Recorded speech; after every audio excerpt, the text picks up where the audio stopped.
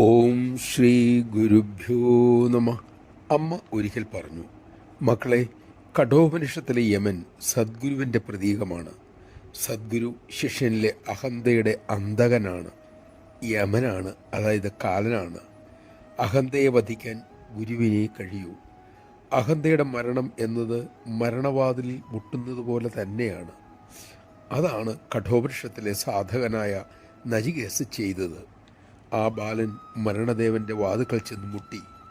അങ്ങനെ നിങ്ങൾക്ക് മരണത്തിന് മുമ്പിൽ നിൽക്കാൻ കരുത്തുണ്ടാകുമ്പോൾ മരണമേ ഇല്ല എന്നറിയാൻ കഴിയും. മരണം അല്ലെങ്കിൽ അഹന്തയുടെ അന്ത്യം ഇതൊക്കെ മായയാണെന്നും ബോധ്യപ്പെടും. അതുവരെ സാധന ആവശ്യമാണ്. നമഃശിവായ. സദ്ഗുരുകൃപയാൽ മാത്രമേ നമ്മിലെ അഹന്തയെ തിരിച്ചറിയാനും അതിനെ ഒഴിവാക്കാനും നമുക്ക് കഴിയൂ. അതിനുള്ള കൃപയ്ക്കായി അമ്മയോട് തന്നെ നമുക്ക് പ്രാർത്ഥിക്കാം, യത്നിക്കാം.